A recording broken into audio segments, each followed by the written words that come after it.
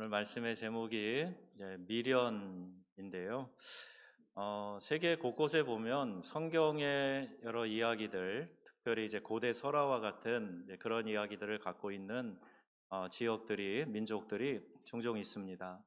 그 가운데 대표적인 게 뭐냐 하면 노아 홍수 사건이에요.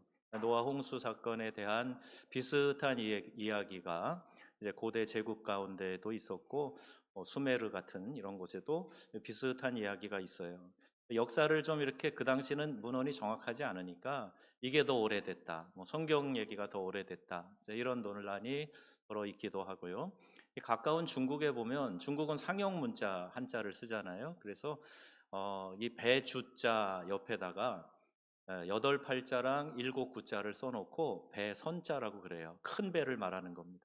그러니까 노아와 그 가축 동물들이 다 들어갈 수 있는 큰 배, 그거를 생각하면서 그 노아의 여덟 식구, 그들이 방주에서 구원을 받았다, 이런 구전들이 있어가지고 만들어진 글자라고 창조과학에서 이야기를 해요. 이와 유사한 일들 많이 있는데요. 오늘도 보면은 오늘 본문에 나와 있는 이 사건과 비슷한 얘기가 우리나라에 있습니다. 가까운 전라북도 군산, 지금 이제 음파 유원지, 전에는 거기가 전북 미제지라고 하는 연못이 있었대요. 근데 그게 만들어진 거에 대한 이야기인데요. 그 당시에 이제 불교 문화가 우리나라의 이제 전체적인 그런 종교였기 때문에 스님이 이 시주를 하려고 어느 집에 갔답니다. 부자집인데요. 꽤나 이제 힘께나 쓰는 그런 집안. 근데 그 사람이 욕심 많고 포악한 부자라고 유명한 그 집에 시주를 갔답니다. 그랬는데요, 스님을 욕되게 한 거예요. 쇠똥으로 시주를 준 거예요. 그러니까 그 부인이 그냥 쩔쩔매면서 용서를 빌며 몰래 쌀을 이렇게 줬답니다. 부인에게만 이야기를 해주는 거예요. 내일 아침에 재앙이 닥칠 건데 뒷산으로 빨리 급히 도망가라. 그리고 절대 뒤를 돌아보지 말아라. 이런 이야기를 했답니다. 그런데 뒤를 돌아보면은 안 된다고 이야기를 했는데 막 큰 소리가 막 나고, 그러니까 자기도 모르게 뒤를 돌아봐서 거기에 업은 아기와 함께 돌로 굳어졌더라. 이런 이야기가 있어요. 여러분 가까이 사시니까 들어보셨나 모르겠는데 제 이야기를 발견했으면 할 때 참 재밌다는 생각이 들었어요. 이 설화는 오늘 본문에 나오는 롯의 아내가 천사의 지시를 받고 이제 달아나는 가운데 그 말을 잘 지키지 않고 어기고 뒤돌아봤다가 소금 기둥이 되었다 하는 얘기와 좀 비슷합니다. 둘 다 앞만 보고 달려도 살까 말까 한 그런 위급한 상황에서 뒤를 돌아보았다가 큰 변을 당하겠다 하는 그런 이야기인 것이죠. 미련이라고 했는데, 여러분 이 미련이라는 말의 한자적인 정의는 이렇습니다. 어떤 사람이나 일을 단념해야 할 처지에서 깨끗이 잊어버리지 못하고 끌리는 데가 남아있는 마음. 그러니까 이제 단념을 해야 되는데 자꾸 뭔가에 이제 마음이 가는 거예요. 그리고 자꾸 뒤에 있었던 일들, 끌리는 마음, 이제 이런 것을 미련이라고 합니다. 그 미련이란 말이 있고 또 후회라는 말이 있잖아요. 근데 좀 차이가 있다고 그래요. 미련과 후회의 차이가 뭐야? 제가 챗GPT한테 물어봤어요. 이렇게 답이 왔어요. 후회는 과거의 잘못된 선택에 대한 뉘우침이고, 미련은 충족되지 않은 욕구 때문에 과거에 계속 머무르는 마음이다. 이렇게 설명했어요. 그러니까 미련이라는 것은 내 마음이 그냥 과거에 있다는 거예요. 지금 이제 그거를 완전히 끊어내지 못하니까 마음이 자꾸 과거로 달려가는 거. 이걸 미련이라고 설명을 하고 있습니다. 후회는 이미 일어난 일에 대한 분노나 한탄에 가깝지만, 미련은 만약에 그때 그랬더라면과 같은 이루지 못한 가능성에 대한 집착이다 그랬어요. 이루어지지 않은 거예요. 그래서 일어날 수도 없는 겁니다. 과거의 사건이에요. 그때 결정이 다 됐어요. 근데 지금 자꾸 집착하는 거, 이걸 미련이라고 설명을 하고 있습니다. 시인 류시화 씨의 시가 있는데, 새는 날아가면서 뒤돌아보지 않는다. 제가 이 시를 접하고 자주 관찰을 해보는데 진짜 그런 것 같아요. 여러분 혹시 날아가면서 뒤돌아보는 새 보셨나요? 저는 못 봤어요. 근데 새 이렇게 시가 되어 있습니다.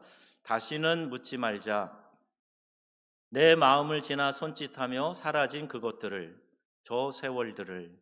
다시는 돌이킬 수 없는 것들을 새는 날아가면서 뒤돌아보는 법이 없다. 고개를 꺾고 뒤돌아보는 새는 이미 죽은 새다. 닭 잡을 때 보면 틀어놓죠. 이미 죽은 새다.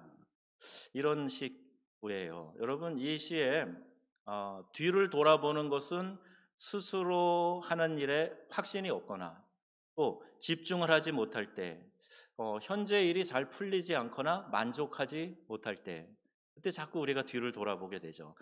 그때 그렇게 해야 됐었는데, 그때 그걸 선택했어야 됐는데, 그 길로 갔어야 됐는데, 그러니까 현재가 좀 탄탄하지 않은 거예요. 뭐가 좀 만족스럽지 않고 좀 빈 것 같고 아쉬우니까 자꾸 뒤의 것을 생각하고 집착하게 되는 거죠. 여러분, 이것이 습관적으로 굳어져 버리면요, 영적 성장에도 치명적인 영향을 끼칩니다. 우리가 주님의 길을 따르는 자가 됩시다, 이런 주제로 지금 특세와 영성 집회를 하고 있는데 여러 관련된 말씀을 준비하면서 전하고 있어요. 영적 성장을 위해서 이 가을 영성 집회를 하고 있는데 아무리 해도 이탈을 못하는, 거기서 좀 뛰어넘지 못하는 그런 한계를 자꾸 보여주는 그런 성도님들이 있더란 말이에요. 영적 성장을 위해서 뒤돌아보고 미련을 갖고 집착하고 하는 것들을 좀 내려놓아야 되는데 오늘 그것과 관련된 말씀을 좀 전하려고 해요. 성경은요, 뒤돌아보지 말아라, 결코 돌아서지 않으리. 우리 이런 찬양하잖아요. 뒤돌아보지 마라, 돌아서지 마라. 자, 이렇게 분명히 이야기를 해요. 물론 그 말씀의 배경은 배교에 대한 겁니다.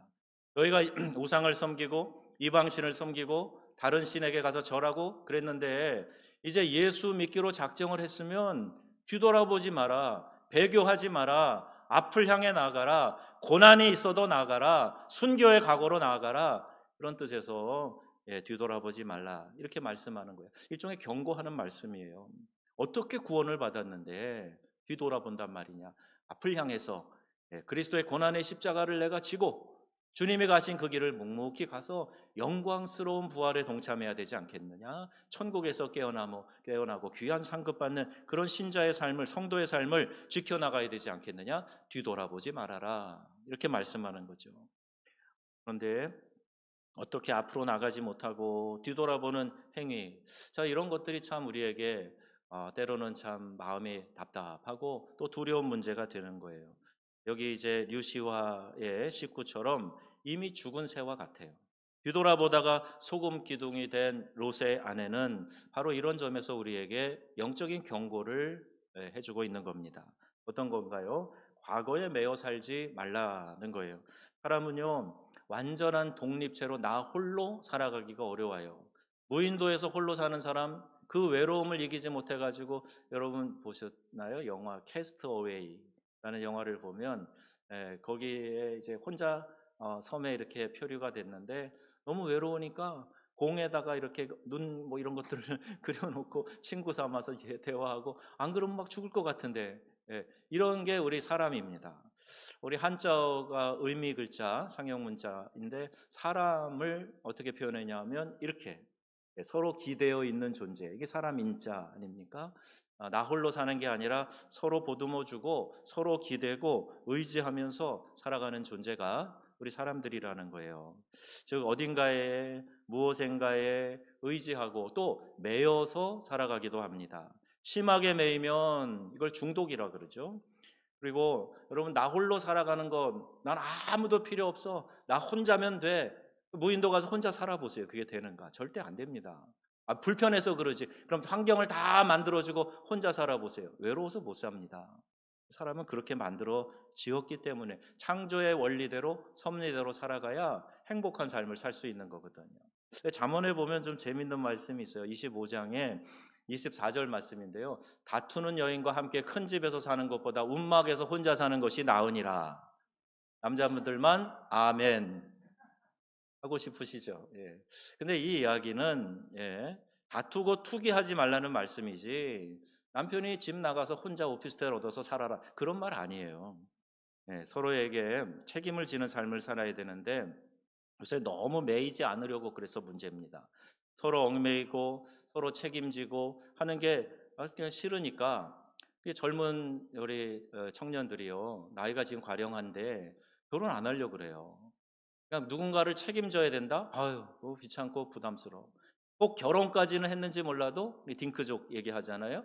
애는 안 낳겠다는 거예요. 그냥 서로 일하면서 재밌게 살면 되지 뭐 애까지 낳아야 되냐. 그래서 사회가 큰 위기가 됐다가 요새 출산율이 조금 회복됐다 그래서 반가운 소식이긴 한데 뭐 그 정도로 어림없습니다. 한 이 민족이 그 정체성을 유지하고 나아가려면 출산율이 2.1% 돼야 돼요.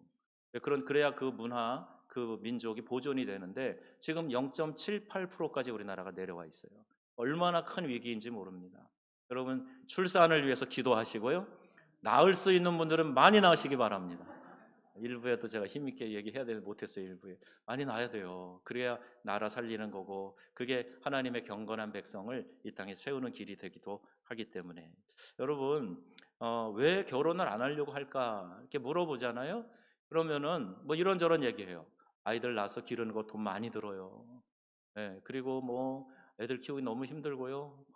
뭐 애들 불쌍해요. 차라리 안 나는 게 나아요. 막 이런 얘기를 하는 경우들도 있는데 엄밀히 따져보면요. 누군가를 책임지는 게 싫은 거예요. 부담스러운 거예요. 나 혼자 벌어서 즐기고 하고 싶은 대로 하면서 구애받지 않고 살고 싶은데 결혼이라는 건 약속이잖아요. 계약입니다. 그래서 우리 결혼할 때 혼인서약 이렇게 해요. 약속, 서로 간의 신의를 지키는 약속이에요. 그렇게 매이기가 싫은 겁니다. 우리가 매이지 말아야 될 것은 오히려 더 막 매이고 정말 매여서 서로 간에 신의를 지키면서 서로 간에 보듬어 주면서 함께 가야 되는 그런 것에서는 자꾸 이탈하고 매이지 않으려고 그러고 그게 이제 이 시대의 정신이라는 말이에요. 우리 성도들이 매이지 말아야 할 곳이 있습니다. 그게 뭐냐 하면요. 죄의 결박에 매이면 안 됩니다. 여러분 성도들이 죄의 결박에 매이면 무기력해져요. 너무 무거워져요. 그래가지고 영적인 활력을 다 잃어버립니다.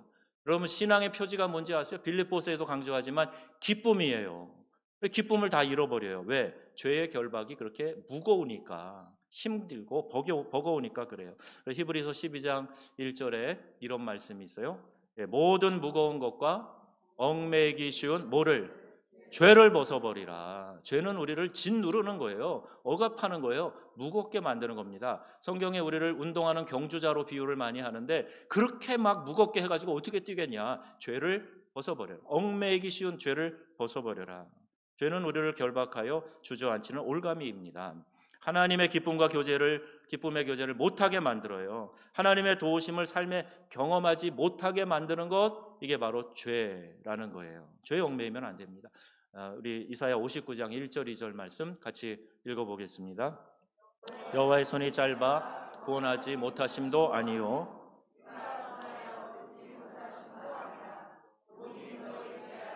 너희와 너희 하나님 사이를 갈라 놓았고 너희 죄가 그의 얼굴을 가리어서 너희에게 듣지 않으시게 함이니라. 아멘. 죄가 나와 하나님 사이에 담이 돼가지고요. 하나님의 역사가 내 삶의 현장으로 들어오는 것을 막는 거예요. 하나님이 못 들으시는 게 아니에요. 응답 못 하시는 게 아니에요. 죄가 가리워져 가지고 내가 그렇게 팔이 짧아서 널 구원 못 하는 게 아니라 그 죄가 담이 돼서 듣고 싶어도 구원하고 싶어도 그렇게 하지 않는다, 못한다. 그 얘기를 하고 있습니다. 여러분, 죄의 결박에 매이지 않는 성도님 되시기를 바랍니다. 두 번째는 과거에도 매이지 말아야 된다. 먼저 과거는요, 특별히 실패와 상처, 거기에 매이면 안 돼요. 잘못된 선택, 실수, 거기에 매여 있으면 안 됩니다. 그때 그렇게 할 걸, 이렇게 후회해봐야 아무 소용이 없어요. 헤어진 사람에게 미련을 둬봐야 이미 마음 떠난 사람 잡을 수가 없어요. 헤어진 애인에게 미련을 두고 특히 이제 여자분들은 좀 아싸한데 남자들이 이 미련이 더 많은 것 같아요. 그래서 헤어진 아내 찾아가 폭력 행사하고 겁박하고 했다는 그 전 남편 이야기 이런 것들 방송에 뉴스에 종종 나오잖아요. 아이고 그때 주식을 팔았어야 했는데 아이고 그때 팔지 말았어야 됐는데 아이고 그때 집을 그냥 팔지 말았어야 됐는데 직장 떠나지 말았어야 되는데 자꾸 이제 결정하고 진행된 일에 대해서 뒤돌아보면서 집착하고 후회하는 아무 소용이 없다 하는 거죠. 이미 지나갔어요. 개인도 가정도 교회도 지나간 일은 잊어버려야 됩니다. 흘러간 역사를 교훈 삼을 수는 있으나 그것에 매여서는 안 된다 하는 것을 말씀하고 있는 거예요. 과거에 여러분 실패 절대 매이지 마시기를 바랍니다. 그게 교훈이 되고 그게 오히려 양약이 돼서 실패는 성공의 아버지, 어머니 이런 얘기처럼 여러분 그걸 딛고 일어서면 되는 거지. 아유 그렇게 할 걸 하면서 후회해야 아무 소용이 없어요. 매이지 마시기를 바랍니다. 과거에 성공에도 매여서는 안 돼요. 과거의 성공에 매이고 그걸 또 집착할 수도 있어요. 이미 과거의 성공도 지나가 버린 역사입니다. 그럼 미국의 이민교회들 가보면요. 뭐 저희 또 프랑스도 그렇지만 프랑스는 옛날에 이 정치적으로 굉장히 깨어있는 사람, 좌파들, 정권의 어떤 그 핍박을 피해서 와 있는 사람들 이런 사람들이 꽤 많아요. 그래서 의식이 뭐 대단합니다. 대화하다 보면은 와, 그 갖고 있는 생각이나 학식이나 이런 것들이 대단한 사람이 꽤 많아요. 그런데 과거에 내가 이런 사람이어서 뭐 동아일보 논설위원 하다 간 신문 어쩌고 저쩌고 뭐 이런 얘기 들어보면은 좀 뭐 그냥 날카롭고 그래요. 그리고 미국 같은 데 가보면 미국 이민교회 특징이 뭡니까? 초창기 이민자들은 진짜 특별한 클래스 사람들 갔어요. 엘리트층이 많이 갔어요. 여기 가가지고 이제 보니까 내가 회사에 이런 중역이었고 이런 대표였고 학교에서 교수하면서 뭔 일을 했고 막 좋은 직업군에 있던 사람들이 미국에 갔는데 정작 거기서 할 수 있는 일들은 많지 않잖아요. 그러니까 자기의 지금 형편이 좀 초라하게 느끼니까 내가 과거에 이런 사람이야. 이걸 자랑하기 위해서 교회들, 한인 교회들에 다 모여요. 이민 간 사람은 교회에 많이 와요. 종교를 떠나서도 막 와요. 그런데 그 교회에 와가지고 막 내가 과거에 이런 사람이야. 그 자랑질 하느라고 교회가 늘 시끄럽고 갈라지고 그게 이민교회 특징이었거든요. 여러분, 우리가 과거에 뭐였다, 뭘 이루었다, 여기에 집착하면 안 됩니다. 그것도 역시 지나간 과거고요. 지금의 내가 어떤 사람이냐, 이게 중요한 거죠. 과거가 배경이 될 수는 있지만 지금 내가 그 사람은 아니잖아요. 그러니까 지금 내가 하고 있는 일, 지금 내가 하고 있는 역할과 사명, 거기에 충실하면 되는 거죠. 과거의 뜨거운 신앙만 추억하고 오늘 느슨한 신앙생활을 하는 거, 오늘의 예비된 축복을 놓치는 어리석음이에요. 이게 잘못된 미련이고요. 이런 미련을 미련한 거라 그래요. 내 건강과 나이에 맞게 최선을 다해서 하나님께 헌신하는 믿음이 필요한 거지. 과거에 내가 열심을 내서 뭐 40일 금식 기도를 하고 새벽 기도를 뭐 몇 년을 안 빠지고 하고 여러분 그런 자랑 필요 없습니다. 지금 내가 하고 있느냐, 지금 내가 기도하고 있느냐, 지금 내가 하나님과 교제하고 있느냐, 이 현주소가 중요한 거예요. 이 현주소가 미래를 열어가기 때문에 그렇습니다. 여러분 하나님 앞에 헌신하는 믿음이 지금 필요해요.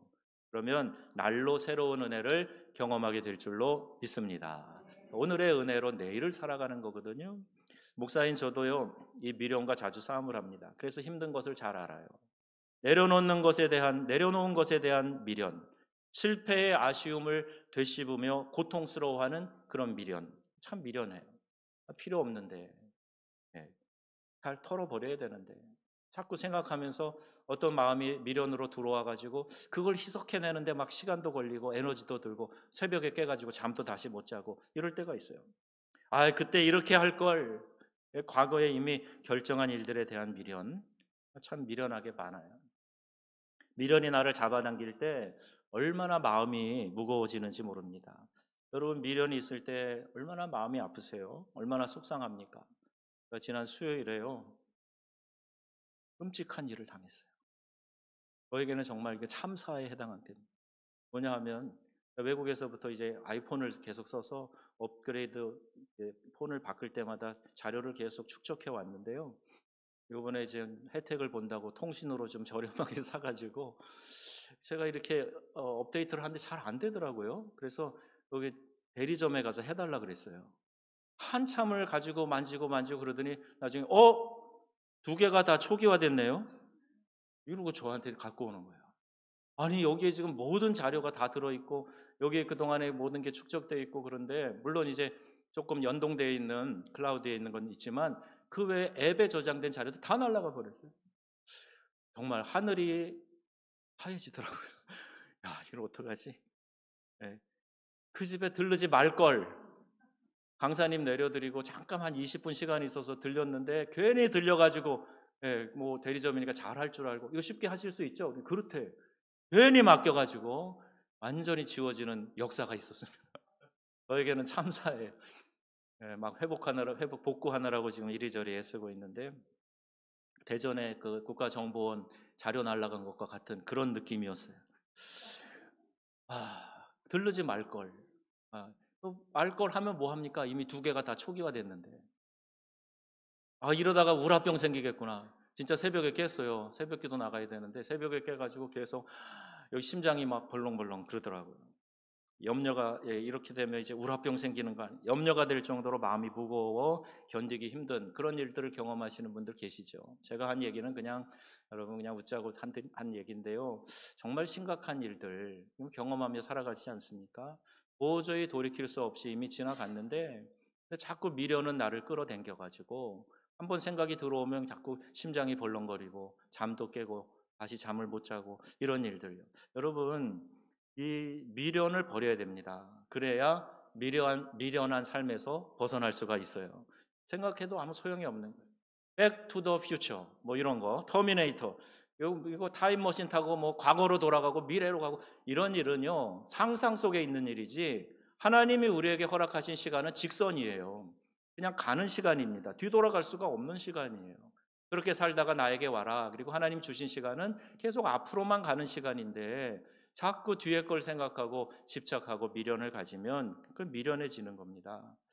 되돌릴 수 있는 미련이라면 얼마든지 노력해야 되겠지만요. 이미 종료되어서 돌이킬 수 없는 일이라면 그냥 깊이 묻어버려야 됩니다.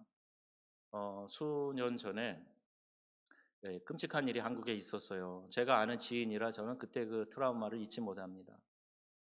재혼을 해가지고 그 계모랑 같이 사는데 자기의 전 처랑 낳은 아이를 미워하는 거예요. 어쩌다가 그냥 뭐 좀 훈육한다고 아이를 때렸는데 죽었어요. 자기 자식이 죽은 거 아닙니까? 이게 얼마나 끔찍한 일이에요. 신앙인 얘기입니다. 지금 믿지 않는 사람 얘기가 아니에요. 종교 전문가에 대한 얘기예요. 지금 평신도 얘기가 아닙니다. 그 아이를 어떻게 했는지 아세요? 비닐로 포장을 해가지고요. 방에다 놔두고 기도를 했어요. 살아날지 모른다고. 도대체 이런 신학을 어디서 했는지 모르겠어요. 예수님이 살아나는 거지. 또 예수님이 나사로를 살리신 것은 물론 있지만 그런 일을 기대하면서 빨리 처리도 안 하고 방에 놔두고 그런 일이 있었어요. 여러분 마찬가지입니다. 이건 뭐 극단의 끔찍한 사건이지만 이미 종료된 일을 내가 품고 있다면 내 마음의 방에서 꺼내서 깊이 땅속에 묻던지 화장해서 재로 날려버려야 되는 거예요. 이미 죽은 사람을 왜 자꾸 매장했다가 꺼냈다가 매장했다 꺼냈다가 어떻게 그렇게 합니까? 그게 얼마나 미련한 일이겠어요. 깊이 묻어두든지 아니면 화장해서 날려버리든지. 힘들어도 그렇게 해야 여러분 마음의 병을 고칠 수가 있어요. 우울증이 떠나가고 마음이 가벼워지게 됩니다. 예수님은 우리 모두의 과거의 실패와 상처를 싸매주시기 위해서 대신 채찍에 맞으셨고 손과 발에 큰 대못이 박히셨고 이 옆구리에 구멍이 뻥 나는 창을 받으셨고 그렇게 해서 죽으신 이유가 뭐예요? 우리의 모든 죄와 허물을 용서해 주시기 위해서요. 그리고 부활하신 예수님이 수고하고 무거운 짐진 자들아 다 내게로 오라 내가 너희를 쉬게 하리라. 이렇게 이 쉼에 대한 초청, 평안에 대한 초청, 평강의 왕이신 예수님 부활하시자마자 제자들에게 첫 성이 뭐예요? 너희에게 평강이 있을지어다.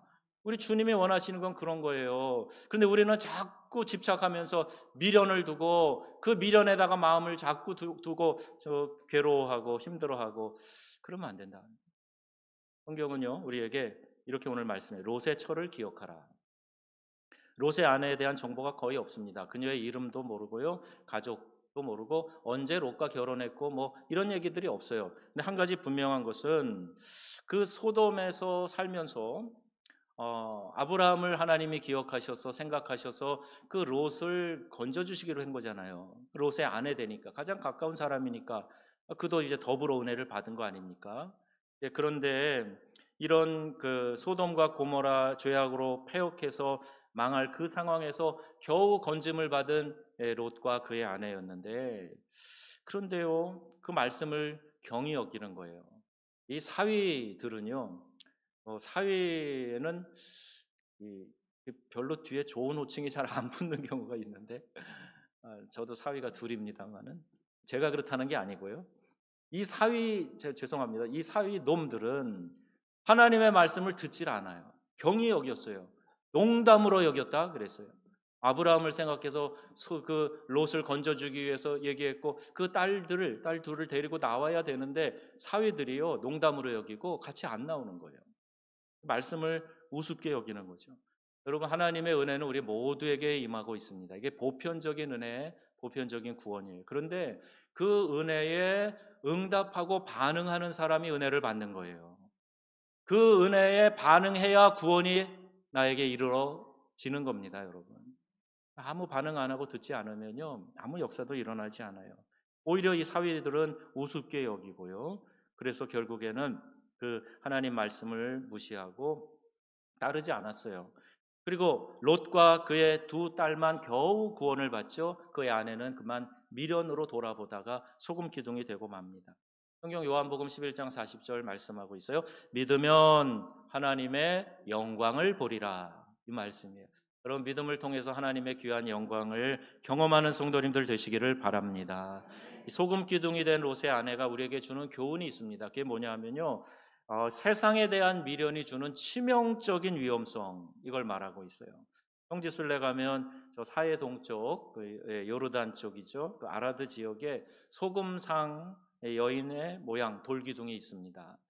자, 그걸 이제 사람들이 자꾸 기억하라고 그렇게 성서 안내, 그 지리 안내하는 사람들이 가이드가 그 얘기를 많이 해줘요. 세속적인 것에 대한 미련을 끊지 못하고 뒤를 돌아보는 것이 얼마나 치명적인가 롯의 아내를 통해서 기억하라. 그런데 예수님께서요 종말에 대한 이야기를 할 때 롯의 아내 이야기를 직접 하셨어요. 누가복음 17장 종말에 대한 말씀을 하시면서 이렇게 말씀합니다. 같이 읽어보겠습니다. 인자가 나타나는 날에도 이러하리라. 그날에 만일 사람이 지붕 위에 있고 그의 세간이 집 안에 있으면 그것을 가지러 내려가지 말 것이요 밭에 있는 자도 그와 같이 뒤로 돌아가지 말 것이니라. 롯의 철을 기억하라. 아멘. 뒤돌아보지 말라는 거예요. 집에다 아무리 중요한 거 놔뒀어도 유황불이 내리면 다 타버리고 없어질 건데 그거 찾으러 돌아가지 마라. 긴박하게 거기서 달아나라 말씀하고 있어요. 그러면서 롯의 철을 기억하라. 여러분 신앙생활이란 세속적인 것을 끊고 주님을 따르기로 결단하는 겁니다. 예수 믿기로 작정을 했는데 여전히 내가 세상에서 살던 방식, 그때의 생각, 그때 삶을 살아가는 여러 가지 내가 추구했던 가치관들 그대로 가지고 있고 거기다 신앙만 하나 더 추가한 거예요. 그럼 이게 여러분 종교 취미 생활이지 이건 신앙 생활이 아니에요. 믿음의 생활이 아닙니다. 예수 믿기로 작정했으면 세상에서 완전히 나와야 돼요. 소돔성에서 탈출해야 되는 겁니다. 죄악의 고리들을 끊어내야 되는 거예요. 여전히 세속적인 것에 미련을 두고 그것을 잘 되게 하나님 복을 부어주세요. 이건 믿음이 아닌 거예요. 끊어내는 그런 것이 진짜 신앙이고요. 하나님 나라 가치관으로 바뀌어지는 게 그게 믿음의 생활입니다. 세상은 출세, 성공을 위해서 욕심낼 그때에 우리는 예수 믿는 사람들은 남을 높이고 섬기고 오히려 내가 낮아지고 하나님 나라를 위해서 나의 아낌없이 수고하고 힘쓰는 그런 모습으로 살아가는 것. 빛처럼 소금처럼 내 자신을 태우고 녹여서 그리고 그 희생함으로 세상을 밝히고 세상이 썩지 않도록 그렇게 방부제 역할을 하는 것. 여러분 이것이 예수 믿는 삶인 줄 믿으시기를 바랍니다. 세상의 성공, 세상의 가치 이걸 쫓아가는 게 신앙이 아니라는 거죠. 예수님이 부르실 때 제자들이요 배와 그물과 모든 것들 다 내려놓고 뒤로 하고 예수님을 따라갔어요. 이집트에서 나온 이스라엘 백성들이 두 주일이면 갈 수 있는 거리를 40년 동안이나 방황했던 이유가 뭡니까? 이집트에서의 그 400년 넘는 생활의 고리를 끊어내지 못하는 거예요. 그때 막 그들이 학대받으며 부르짖어 하나님 불쌍히 여겨서 구원해 주셨는데 그들이 하는 얘기를 보세요. 이집트에 있을 때 그 고기 가마 옆에서 우리가 고기도 먹고 부추도 먹고 마늘도 먹고 그랬는데 도대체 이게 뭐냐? 이 광야에서 우리가 먹는 게 만나뿐이고 야, 이 광야 참 척박하고 돌아가자 막 그러는 거예요. 여러분 과거에 집착하면 안 됩니다. 뒤를 돌아보면 안 됩니다. 떠나온 세상, 떠나온 놀이와 문화, 떠나온 습관, 떠나온 모든 것들에 대한 미련을 버려야 됩니다. 대신 위의 것을 생각하라. 하늘의 것을 생각하라. 우리에게 골로새서에 또 말씀하고 있어요. 오직 주님께만 집중하라. 누가복음 9장에 있는 말씀 같이 읽겠습니다. 62절 말씀인데요. 손에 쟁기를 잡고 뒤를 돌아보는 자는 하나님 나라에 합당하지 아니하니라. 예수 믿기로 결단을 했고 내 손에 지금 하나님 나라의 일꾼으로 쟁기가 쥐어져 있는데 이거 자꾸 뒤돌아보는 거예요. 자꾸 뒤돌아보고 옛날 생각하고 이거 하나님 나라에 합당하지 않다 말씀하고 있습니다. 또 롯의 아내를 통해서 우리가 중요하게 기억해야 될 것이 있는데요. 하나님의 말씀을 기억하지 못하면 위험에 빠지게 됩니다. 최초의 인류의 범죄 하와를 통해서 들어왔는데 하나님이 하셨다는 말씀을 잘못 알고 있어요. 이 나무의 실과를 먹는 날에는 정령 죽으리라. 하나님 그렇게 말씀하셨죠. 그런데 죽을까 하노라. 살짝 고치고 있어요. 여러분 이단이 우리에게 와서 유혹하는 게 그런 겁니다. 메인 스트림은 비슷한 것 같아요. 그냥 큰 줄기는 같아요. 그런데 살짝 이렇게 꽈 놓는 거예요. 그러면 이제 그거 듣다 보면 이제 홀랑 넘어가고 나중에 그들의 교리가 더 논리적인 것 같고 이렇게 미혹되게 되는 거죠. 여러분 하나님의 말씀을 잘 기억한 가문이 복된 가문이 됨을 여러분 꼭 기억하시기를 바랍니다. 어느 기사에 미국의 케네디 가문과 언더우드 선교사 가문을 비교한 기사가 있어요. 한 남의 집안 얘기니까 뭐 깊이 하는 게 좀 그렇습니다만은 어쨌든 잘된 집안 얘기부터 할게요. 그 언더우드 선교사는 어떻게 보면 세상적으로는 평범한 가문이죠. 그런데 그 초창기에 우리나라에 선교사를 보내고 우리가 아는 연세대학교를 세우고 그리고 그 많은 좋은 일들을 우리나라에 하고 그 대대로 지금 한국에서 계속 뿌리를 두고 역할을 하고 있지 않습니까? 세속적으로 탁월한 케네디 가문들의 비참한 몰락과 평범하지만 경건한 언더우드 가문의 영광, 이거 어떻게 비교할 수 있겠습니까? 그 결론은 그래요. 하나님을 두려워하고 그 말씀에 순종하는 경건한 신앙인은 결국 하나님의 은혜를 받게 된다. 여러분, 하나님의 말씀이 1.1획도 없어지고 지워지는 게 아니에요. 과거나 현재나 영원토록 동일한 것이 하나님의 말씀입니다. 여기 말씀을 자꾸 여러분이 그걸 희석하거나 자꾸 바꾸려고 하지 마시고 하나님의 말씀에 따라서 그분의 선하신 뜻을 분별하며 살아가는 우리 믿음의 성도님 다 되시기를 주님의 이름으로 축원드립니다.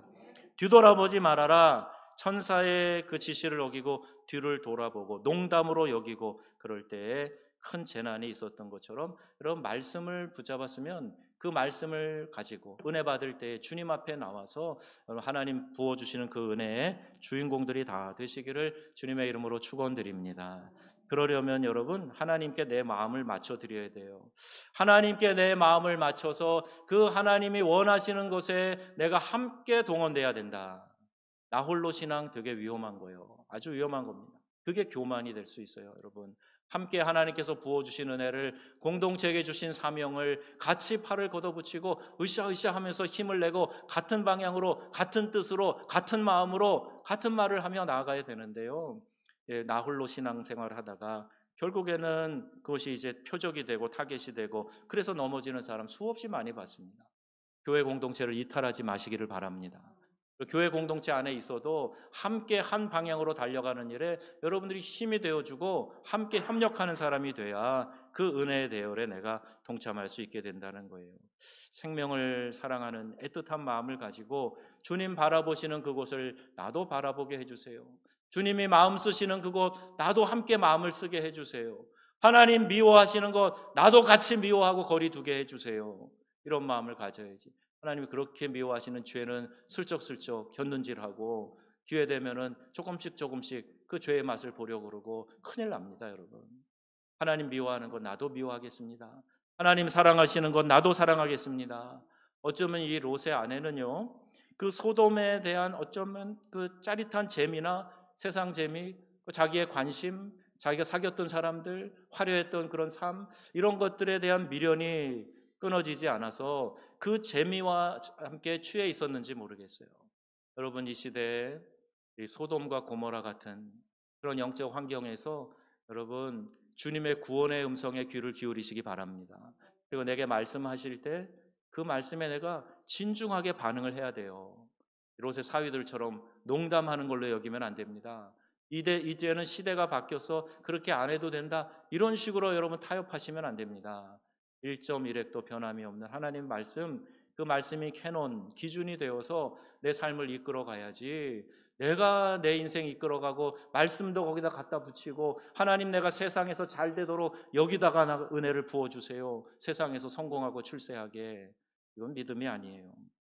하나님께서 버리신 것에 관심을 두는 것은 큰 불행을 자초합니다. 사실은 이 사실로 우리가 교훈을 얻을 수 있는 것은, 하나님은 당신의 버리신 것들에 마음을 두는 거, 이걸 싫어하세요. 사무엘상 16장 1절 말씀 한번 띄워주시고 같이 읽겠습니다. 여호와께서 사무엘에게 이르시되 이스라엘 왕이 되지 못하게 하였거늘 내가 그를 위하여 언제까지 슬퍼하겠느냐. 사무엘 선지자 훌륭한 선지자잖아요. 그리고 한 나라의 왕으로, 그것도 하나님의 뜻을 어기면서 간청하면서 그래도 하나 세웠는데 그 사울이 결국 버림받아 되었어요. 그런데요, 그 사울을 버려서 이스라엘의 왕이 되지 못하게 하나님이 결정하셨는데 사무엘이 거기에 대해서 슬퍼하는 거예요. 그 마음을 하나님이 지금 책망하고 있습니다. 내가 버린 것, 네가 그거 안 쉬워하고 주워 담으려 하고 붙잡으려고 하고 그러지 말라는 얘기예요. 성경에 하나님의 사람이라는 말씀이 종종 나오는데 주로 모세나 다윗 왕에게 표현되었습니다. 하나님의 사람이 누구냐? 곧 하나님께 마음을 맞춘 사람이에요. 그러니까 주님이 기뻐하시는 일에 내가 막 기뻐하는 거예요. 주님이 슬퍼하실 일, 주님이 기뻐하지 않는 일, 거기에는요 나도 함께 슬퍼하고 함께 눈물 흘리고. 그래서 요한복음 15장 7절에 내 말이 너희 안에 거하고 또 너희가 내 안에 거하면 무엇이든지 원하는 대로 구해, 그러면 너희에게 주실 거다 말씀하고 있는 거예요. 여러분, 주님의 마음과 연동되어 살아가시기를 바랍니다. 내가 부모님의 마음을 잘 이해하고 그 마음에 연동되면 그게 효자 효녀인 거죠. 하나님 나라에서도 여러분 그렇게 살아가는 우리 귀한 복된 성도님 되시기를 주님의 이름으로 축원합니다. 하나님은 우리가 하나님이 기뻐하시는 것을 기뻐하고 좋아하시는 것들을 좋아하고 하나님께서 사랑하시는 것들을 사랑하기를 원하세요. 또한 하나님이 싫어하시는 것들 우리가 싫어하고 그것을 거리를 두고 하는 것, 하나님이 원하시는 일이에요. 하나님이 버리신 것들에 관심을 두지 않기를 원하십니다. 결국 이 일에 대한 실패가 하나님이 싫어하시는 세속적인 것에 대한 미련으로 나타나고 하나님 말씀에 대한 불신앙으로 나타나게 됩니다. 이것이 롯의 아내가 실패한 결정적인 원인이죠. 그러므로 우리에게 요구되는 것은 하나님이 기뻐하시는 것을 좋아하고 기뻐하고 또 사랑하시는 것을 사랑하는 그런 마음이에요. 여러분, 하나님이 교회를 사랑하십니까? 미워하십니까? 당연히 사랑하시죠. 우리 명성교회 하나님이 사랑하시지요? 그러면 여러분 교회를 그 마음으로 사랑하는 거예요. 하나님 사랑하는 마음으로 주님의 몸된 교회가 잘 되도록 내가 협력하고 기도하고 교회가 건강하게 세워지도록 앞장서서 헌신하고, 자, 이런 것을 하나님이 기뻐하신다는 거예요. 반면에 세속적인 것에 대한 미련을 끊고 여러분 하나님의 말씀에 즐겁게 순종하는 성도님들이 다 되시기를 바랍니다. 롯의 처를 기억하라. 여러분 마음에 두시고 롯의 처가 실수했던 거, 내가 그 전처를 밟지 않도록 해야 되겠다. 마음에 새겨야 되겠죠. 지나가버린 것에 미련을 떨쳐버리지 못하는 그런 미련한 마음을 버리고 앞으로 향해 달려나가는 저와 여러분 우리 명성의 가족들이 다 되시기를 주님의 이름으로 축원합니다.